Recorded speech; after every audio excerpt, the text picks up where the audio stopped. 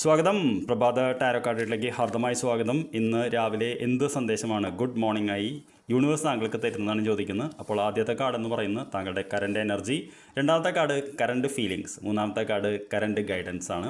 അപ്പോൾ എന്താണ് current energy എന്ന് ചോദിച്ചാൽ നമുക്ക് വന്നിരിക്കുന്നത് 7 ഓഫ് സോർട്സ് എന്ന് പറയുന്ന കാർഡാണ്.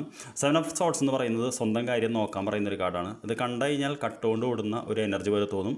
പക്ഷേ ഇതിൻ്റെ ചുറ്റുപാട് നമുക്ക് തോന്നുന്നത് നമുക്ക് എന്താ പറയുക, മഞ്ഞ പ്രകാശമാണ്. അതായത് ഒരു ശക്തനായിട്ടുള്ള ഒരു എനിമിയുടെ മുന്നിൽ നിൽക്കുമ്പോൾ ഒരു പക്ഷേ നമുക്ക് ഏറ്റവും നല്ലത് തക്കം നോക്കി നമ്മുടെ കാര്യം നോക്കുക എന്നുള്ളതാണ്.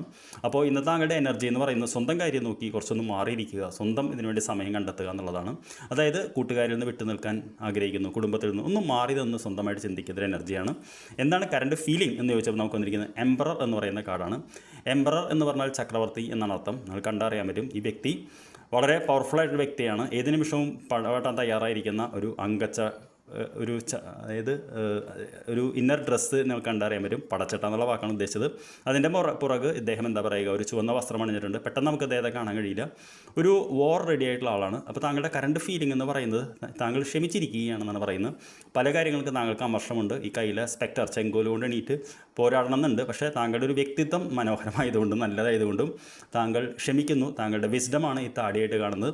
അപ്പോൾ ഒരുപാട് അനുഭവ സമ്പത്തുള്ള വ്യക്തിയാണ് താങ്കൾ, ഞാൻ മനസ്സിലാക്കുന്നു. അതുകൊണ്ട് താങ്കൾക്ക് ഇപ്പോൾ പല ഇതുണ്ടെങ്കിലും താങ്കളുടെ ഫീലിംഗ് എന്ന് പറയുന്നത് തൽക്കാലം നോക്കാം, നമുക്ക് സമയം വരുമ്പോൾ നമുക്ക് ഫൈറ്റ് ചെയ്യാം എന്ന് പറയുന്നൊരു മൈൻഡ് സെറ്റാണ്.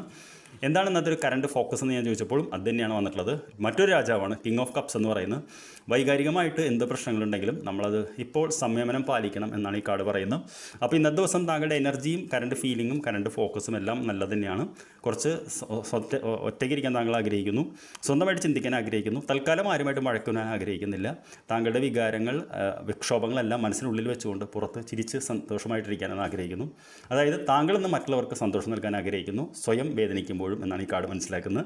Anyway, I appreciate you. I wish you very good day. നമുക്ക് വൈകിട്ട് കാണാം. Thank you for watching.